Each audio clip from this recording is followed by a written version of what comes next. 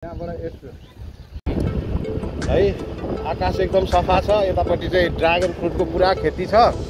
अनि हाम्रो फिरन्ते ब्रदर चाहिँ आज यो के भन्छ म मोरङमा छु अहिले है। यो मोरङको के यसलाई कटरी गाउँपालिका भन्छ, कटरी गाउँपालिका। यो नयाँ बजारबाट म अलिकति मास्तिरपट्टि छु। यो चाहिँ अब गाउँको बाटो यस्तै हो होइन।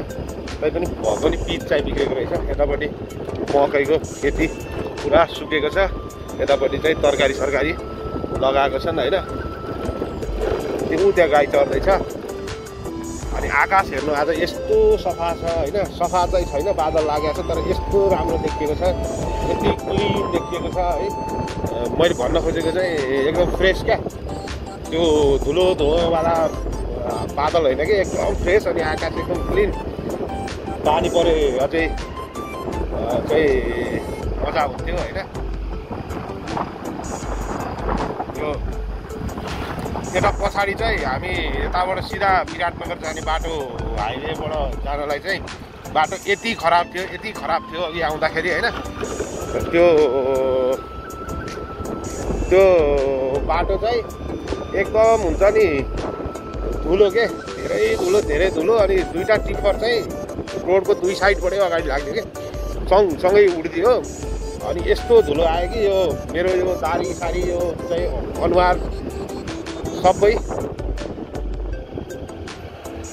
यो बाङ्गेचोक जाने बाटो यही हो, बाङ्गेचोक।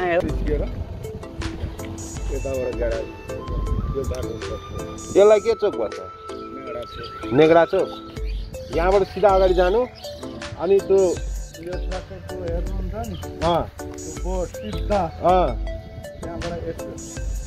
त्यहाँबाट यता पिच बाटो छ। यहाँबाट कति अगाडिबाट कति 400-500 मिटर बोर्ड छ। त्यसलाई के चोक भन्छ? बौडा। ल हुन्छ। यसलाई चाहिँ नेग्रा चोक, नेङ्गडा। ल धन्यवाद। हो नेग्रा चोक होइन। पछाडिको बाटो चाहिँ एक्चुअलमा के भएको भने यति धुलो कि यो पुरा जिउ नै धुलोले पुर्दियो कि। लगभग त्यो हुन्छ नि भर्खर नुहाएर आएको फेरि नुहाउनु पर्ने अवस्थामा पुर्याइदियो। त्यही भएर यो बाटो अलिकति ठिक छ अरे यताबाट।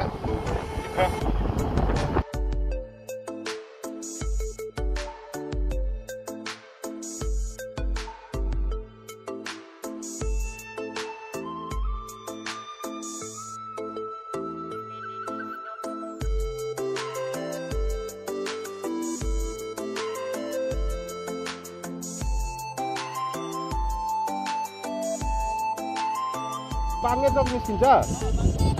बाङ्गेचोक सिधै गयो भने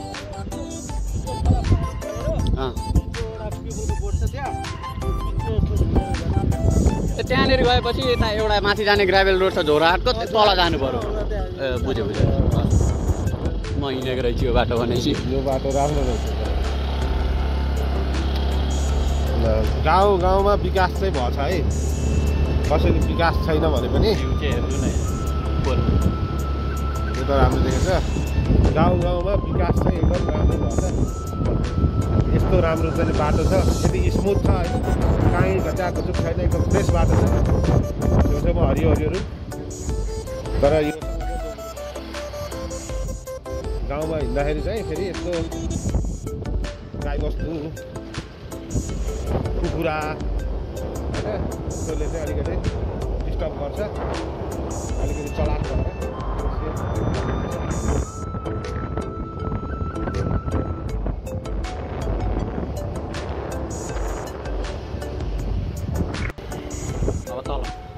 तल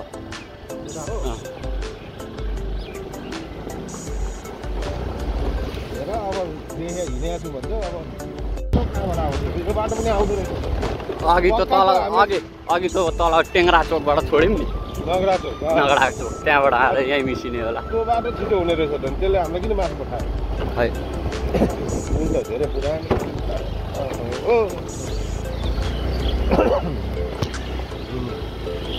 यो बाटो बाङ्गे निस्किन्छ होइन? बल्ल चाहिँ अब चाहिँ अलिअलि चिने जाने जस्तो बाटोमा आइपुग्यो अब चाहिँ हराइएन भने थाहा भयो ल होइन जस गाउँमा चाहिँ लगभग म यो गाउँमा 4 वर्ष जस्तो भयो होला रिसा नआएको बाटो बाटोमा जान्छु भन्छ अहिले छेउ बाटोमा मसँग मकै लाग्छ होइन अब एकछिनमा त्यो आँटा बनाइन्छ क्या त्यो उनीहरू टिप्पर आउँदैछ नि अब त्यो अब आँटा हुन्छ यो त रिङ रोड होइन ए रिङ रोड त दामी बनाएको थियो यतापट्टि त मधेस पर्ने एरिया के अरे कोशी प्रदेशको one of the famous Madhesh पर्ने ठाउँ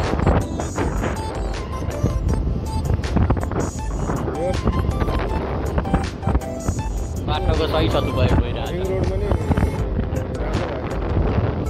है उतापट्टि पनि फिट भएको थियो नि भनिदिएको बाटो थोरै छैन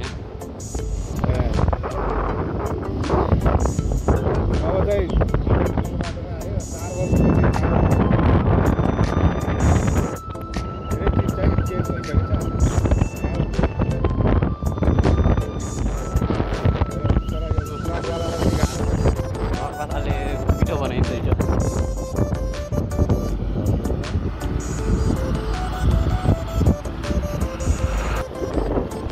4 वर्ष हुन थालेछ